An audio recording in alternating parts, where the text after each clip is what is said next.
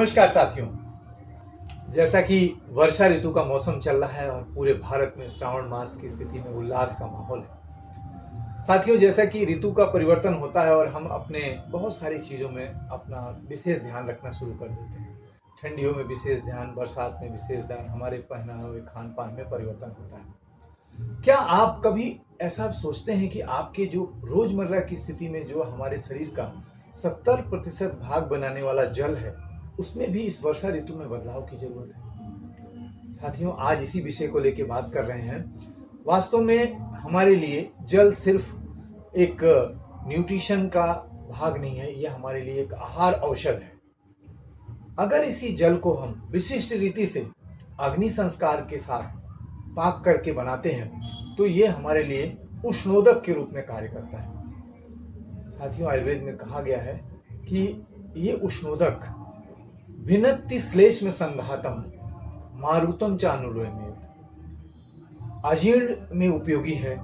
श्लेष्मा जो कि हमारे शरीर की रचना बनाने वाला भाग है, उसके संघात को तोड़ता है और वायु का अनुलोमन करता है। इस वर्षा ऋतु में जब हमारी पाचन प्रक्रिया बहुत शिथिल रहती है और बाहर के वातावरण में जो जल की स्थिति है वो पचने में भारी और अभिसंधि अर्थात स्रोतों में अवरोध उत्पन्न करने वाली हो जाती है, तो ऐसे में जल जो अग्नि के संस्कार से पकाया हुआ जल रहता है उसकी उपयोगिता अत्यधिक बढ़ जाती है।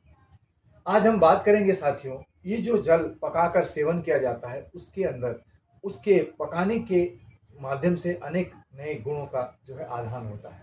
अगर हम जल को उसके 3/4 शेष रहने तक उसको पकाएं तो वो जल हमारे शरीर में जो वायु दोष है उसके लिए हितकर होता है।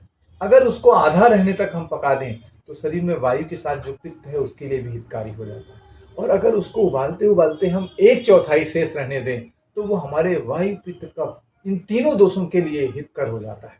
आज हम इसी एक ऐसे जल आरोग्य अम्बु की बात करते हैं, ऐसा जल जो हमको आरोग्य प्रदान करता है। जी हाँ साथियों, 1/4 होने तक उबाला हुआ जल ज्वर, बुखार में, सर्दी में, श्वास के रोगों में, खांसी में और मौसम के होने वाले वर्षा ऋतु के जितने भी रोग हैं उसमें परम हितकारी है।